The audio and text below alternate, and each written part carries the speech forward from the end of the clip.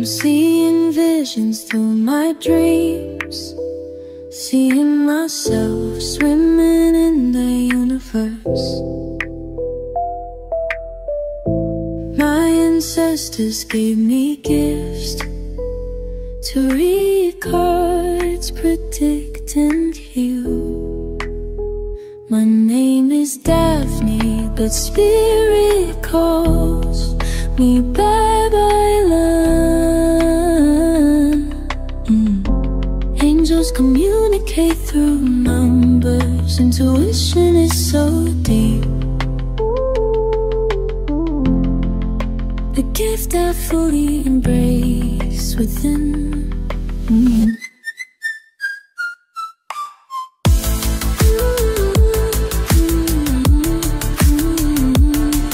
Hi everyone! Welcome po sa inyong almost personal reading.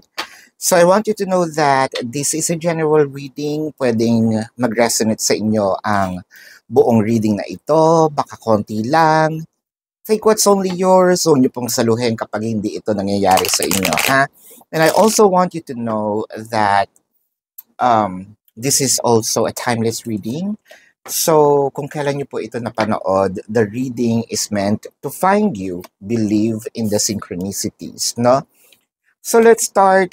Patience, authority, prosperity begins. Parang pakiramdam ko ngayon, medyo umiikli, no, ang ating pasensya because feeling natin, dinadaan-daan na lang tayo ni person. Feeling natin, hindi tayo importante kay person. Parang nararamdaman mo mas importante pa yung ibang tao. Whether this is ipinapakita niya or sinasabi niya. You feel like you're a wallflower.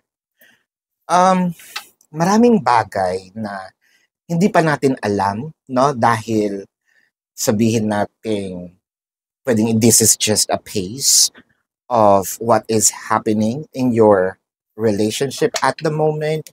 Kasi ang nakikita natin dito, dadating yung time na magkakaroon ng changes. The changes will be parang yung kanta ng ages, no? Kung tayo ay nasa ilalim, bukas ay nasa ibabaw naman, no? Parang medyo may pagka-teleserye yung drama na bukas suluhod ang mga tala, no? May panahon din ako, yung mga ganyan. But it felt like as of the moment, wala pa tayong pangil. Wala pa sa atin yung, kumbaga hindi pa umaayon ang panahon.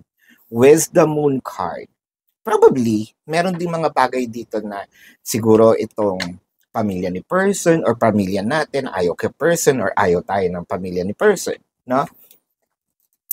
Parang ang hirap sa isang relasyon yung kayo okay, pero yung mga nakapaligid, no, sa inyo is not. Mahirap in a sense na paano ko pakikitunguhan. And syempre, tao lang din naman ako, di ba? Tao lang ako meron din akong pakiramdam. At pag nasaktan ako, of course, normal sa tao yung either gumante or makapagsalita din ng hindi maganda. So, ang nangyayari kasi dito, kapag meron naman akong nasabi or, nagawa, syempre hindi lang yung ang aapi sa akin, no, ang masasaktan ko. Of course, masasaktan ko rin yung pamilya niya at masasaktan ko pati siya. In a sense na hindi man direkta, pero dugo niya yun, di ba? You catch the drift. So, sana sinasabi mo dito, kailan ba nila ako maiintindihan? Kailan nila ako matatanggap? The Devil card.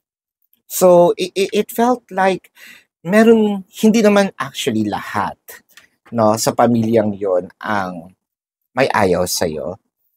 It felt like isa lang. Kaso, yung isang yon, meron kung anong meron sa dila nila, no, na parang nakakapag-influence sa decision-making ng iba, nakakapag-influence sa pakikitungo sa'yo kahit hindi naman galit, parang pag nakwentuhan, nagagalit na rin. Kumbaga, nadamay or nadadamay because of nakikinig, no?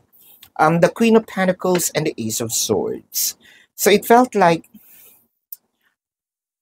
parang may pakiramdam dito, inaagaw mo, no? Yung person, inaagaw mo sa kanila yung kamag-anak nila, which is person mo.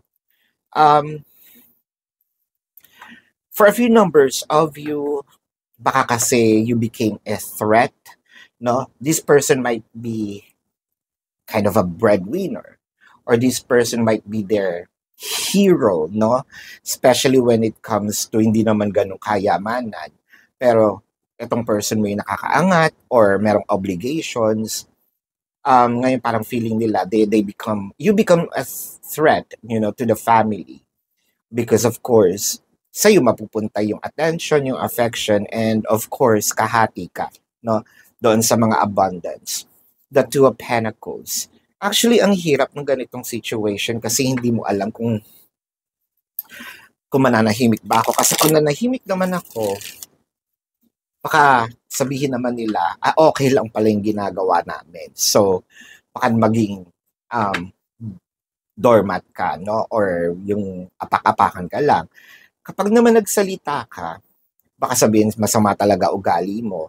Baka naman sabihin, umayaw sa'yo si person because sinasagot mo yung family nila. It's actually hard to be in this situation. The Seven of Cups and the Knight of Pentacles. Actually, from what I'm seeing in here with the Seven of Cups, you're either probably looking for options, seeking for options, praying there will be options na maging maayos. Sometimes, actually, most of the times, no, you are the one who's offering something. It could be a peace offering, kahit hindi naman kayo nag-away. Trying to impress those people around you para at least wala silang masabi, matanggap ka, no? With the Nine of Wands. But you're about to lose your shit, no? Kasi parang sinabi mo dito, Nine of Wands, nagawa ko na lahat halos, no? I only got few tricks on my bag. And kapag this didn't work, or if this doesn't work, baka gera patani ito, no? Kasi parang nauubos na yung pwede kong gawin just to please, no, other people.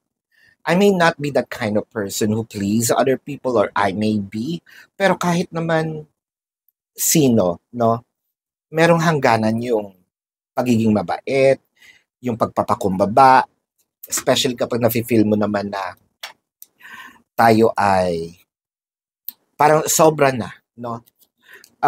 With the Emperor, I feel like you should talk to your person dahil si person makakatulong siya how to manage, no, itong mga bagay-bagay with the Two of Swords, the Four of Swords, and the Nine of Swords. Feeling ko ganito na lang yung konting-konti na lang yung PC mo. Mahal mo si person pero parang bibitaw ka because of yung mga nakapaligid sa kanila, no? Yun ang mahirap ang karelasyon mo isa. Sa dami ng nagiging komplikado sa dami ng taong nakikisawsaw, no? That's actually what's happening in here, and you're parang sasabihin mo dito, I'm so stressed out. So para mas pipiliin ko na lang siguro muna yung peace of mind ko kesa makipaglaban ako sa spot, no? I think I'm also letting my person choose. And siguro maluwag din sa loob ko if in case. This is not a competition for me anymore. Siguro meron na rin ako at the back of my mind na kapag pinili niya yung kanyang, yung mga tao na kapaligid sa kanya, siguro tatanggapin ko na lang din ng buo. Pero kung ako ang pipiliin niya, syempre mas masaya. And crossing my fingers na hopefully someday, magkaayos pa no? Pero ang sinasabi dito, it's more of talk to your person. Kasi they can manage or makakaisip siya ng paraan how to, no? Bring the family closer, if not happy family, at least civil, no? Mag-start tayo sa pagiging civil. So this is your reading. Let's check the zodiac sign of your person. But before that, if you resonate on this reading, and if you have some questions, there is a link in the description box. Click the link, you will be routed to my website. Nandun po yung name, number, QR code, amount per question. Take advantage of the 4 questions plus 1 kasi discounted po yun. And if you want to book a private reading, nandun din po siya. So now, let's check the zodiac sign of your person. This can be their sun sign or a placement in their chart or pwedeng lumabas din ang inyong zodiac sign. So I am seeing Gemini, Aries, Libra, Aquarius, Leo. I'm seeing Pisces, Taurus, Virgo, Scorpio, Capricorn. Yeah, so that is your reading. Maraming salamat.